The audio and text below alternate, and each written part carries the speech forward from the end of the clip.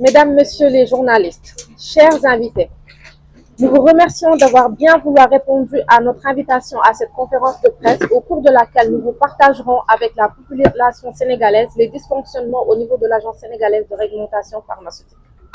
En cette occasion, nous allons apporter des correctifs de fond sur la communication du ministre de la Santé et de l'Hygiène publique. Ensuite, nous ferons le point sur la gestion chaotique de l'ARP.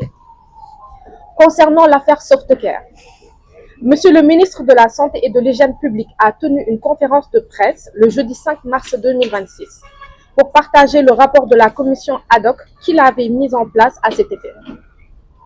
Nous avons suivi cette conférence de presse sur l'affaire Softcare. Malheureusement, le discours du ministre n'a pas éclairé les Sénégalais sur cette histoire. Et les questions qu'on se pose, le ministre de la Santé et de l'Hygiène publique serait-il converti en un agent commercial de Softcare ou n'est-il pas actionnaire dans cette entreprise? Pour rappel, cette intervention était attendue au début janvier 2026 pour éclairer les Sénégalais sur ce grave problème de santé publique.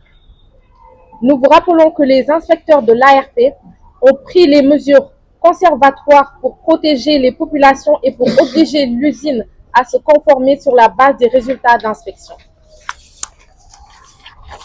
Le comité ad hoc ayant conduit les travaux est essentiellement composé de membres du ministère et personne d'entre eux n'est compétent pour élucider cette problématique. Contrairement à l'affirmation du ministre, nous confirmons sans ambiguïté la présence de matières premières périmées dans l'enceinte de production de couches et serviettes hygiéniques en compagnie des gendarmes. Néanmoins, il a choisi d'être l'avocat de Softcare et désavouer publiquement des agents assermentés. Les seuls aptes à faire une inspection est reconnus au niveau régional et international comme des experts en réglementation pharmaceutique, GBT du niveau de maturité 3 OMS. L'inspection est factuelle.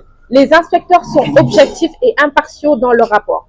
Ce sont ces mêmes inspecteurs que le ministre déjuge à la face du monde qui inspectent tout le circuit du médicament dans le pays et à l'étranger. Fabrication, grossiste, sites d'essais cliniques, centres de santé, postes de santé, hôpitaux, cliniques, trafic illicite, etc. pour garantir la santé des populations. Le ministre accorde à Softcare la bonne foi au détriment des inspecteurs pour la simple raison que les responsables de cette entreprise ont présenté au comité une qualité plus importante de matières premières périmées que les 1300 kg signalés par les inspecteurs. La déclaration de ces derniers fait foi jusqu'à inspection en faux par le juge, conformément à l'article 124 de la loi précédemment citée, qui stipule que les inspecteurs prêtent serment devant le tribunal de grande instance hors classe de Dakar. Le raisonnement du ministre pose sérieusement problème. Les bonnes pratiques de fabrication de la zone UEMOA, imposables à Softcare, interdisent formellement la détention de matières premières ou de produits finis périmés dans la zone de production. Par ailleurs, l'article 225 de la loi 2023-06 du 13 juin 2023 relatif aux médicaments, aux autres produits de santé et à la pharmacie stipule que quiconque détient des produits médicaux non homologués, substances actives, excipients, éléments matériaux et accessoires sans autorisation ou volés ou périmés, détournés est puni d'un emprisonnement de 3 à 5 ans et d'une amende de 500 000 à 10 millions de francs CFA ou d'une de ces deux peines seulement. Softcare détenait bel et bien la quantité de 1300 kg de matières premières périmées au moment de l'inspection.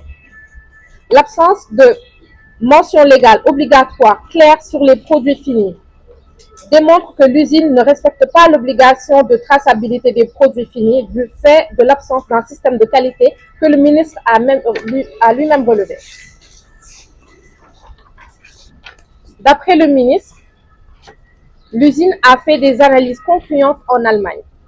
Nous lui rappelons qu'il ne revient pas à l'usine de faire des analyses si besoin, mais plutôt à l'autorité. Dès lors, le principe de la contradiction est rompu, Softcare ne pouvant être juge et partie à la fois dans cette affaire.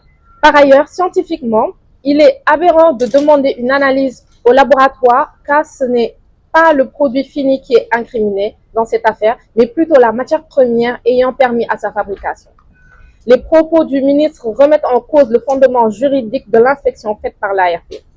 Le décret 2023 de 24-21 fixant les conditions de création, d'exploitation et de fonctionnement des établissements pharmaceutiques en son article 3 stipule que l'établissement pharmaceutique industriel ou de production est un établissement disposant d'un site de fabrication et effectuant les opérations de fabrication, d'exportation et de vente en gros des médicaments et autres produits de santé. La présence d'intrants périmés au cours du processus de fabrication constitue en elle-même une non-conformité critique justifiant des mesures conservatoires immédiates.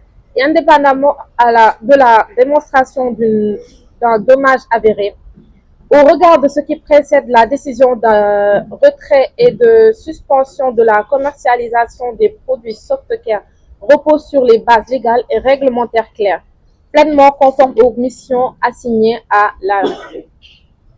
Au ministre de la Santé et de l'Hygiène publique, nous disons: les Sénégalais et les partenaires techniques et financiers attendent de vous d'éclairer les motifs réels ayant conduit à la levée des mesures conservatoires sur les produits. En effet, aucun rapport d'inspection attestant d'une résolution des manquements n'a été transmis, conformément au communiqué de l'équipe des inspecteurs.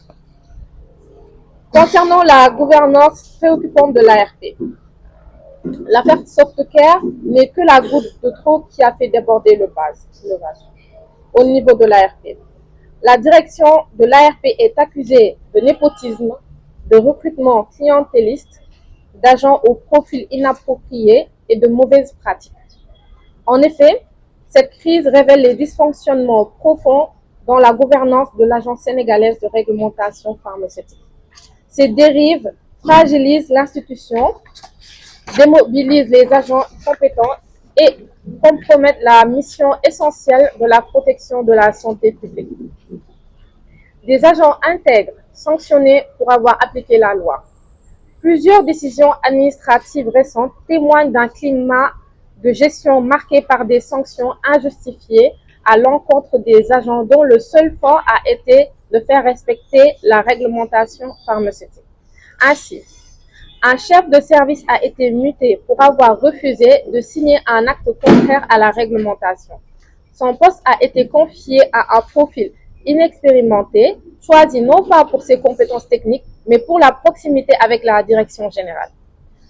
Une chef de division a été mutée après avoir strictement appliqué les textes en vigueur dans l'exercice de ses fonctions. Ce dernier envoie un signal extrêmement préoccupant aux agents de l'agence. Respecter la réglementation peut désormais être considéré comme une faute.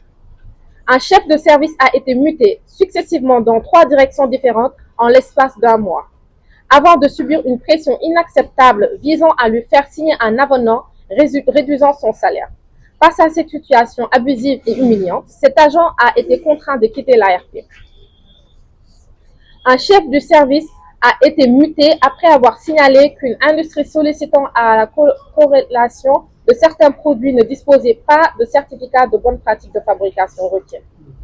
Un pharmacien inspecteur assermenté a également été muté à la direction du contrôle qualité à la suite d'un différend ancien avec un responsable de direction, révélant une gestion des ressources humaines davantage fondée sur des considérations personnelles que sur les exigences de l'institution. Des suspicions de trafic de médicaments dans une agence qui était censée protéger la population. Ces exemples illustrent une dérive inquiétante. Les agents qui protègent la santé publique sont sanctionnés, tandis que ceux qui contournent les règles sont promus. Des recrutements massifs ont été opérés sans transparence, conduisant à l'intégration de profils souvent inadaptés aux exigences techniques de la régulation pharmaceutique. Dans le même temps, les cadres expérimentés sont marginalisés ou écartés. Plusieurs postes stratégiques sont aujourd'hui occupés par des personnes dont la principale qualification semble être leur proximité familiale, personnelle ou politique avec certains responsables de l'agence ou de ministère. Un réseau d'anciens collaborateurs et de relations personnelles s'est progressivement constitué autour des centres de décision, transformant l'institution en un espace de loyauté personnelle plutôt qu'un organisme technique fondé sur la compétence et l'expertise.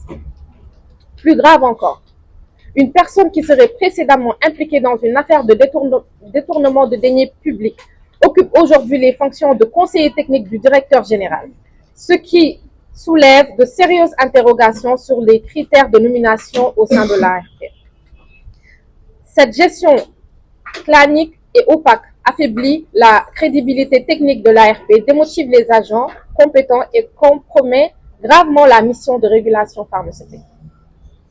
Des pratiques administratives qui fragilisent la sécurité sanitaire. Certaines décisions organisationnelles récentes posent également de sérieux problèmes de gouvernance et d'indépendance du contrôle réglementaire. Par exemple, le service de surveillance du marché, qui relevait historiquement de la direction de l'inspection, de la surveillance du marché et des vigilances, a été transféré à la direction de l'homologation et de la sérialisation. Or, cette même direction est chargée de délivrer les autorisations de mise sur le marché. Ceci crée un conflit d'intérêts manifeste, puisque la même structure se trouve à la fois chargée d'autoriser les produits et de contrôler leur conformité sur le marché. Une telle confusion des rôles porte atteinte à l'indépendance et à la crédibilité du système de régulation pharmaceutique. Conséquence, un risque systémique pour la santé publique. L'ensemble de ces dérives crée un climat délétère au sein de l'ARP et menace directement l'efficacité du système national de réglementation pharmaceutique.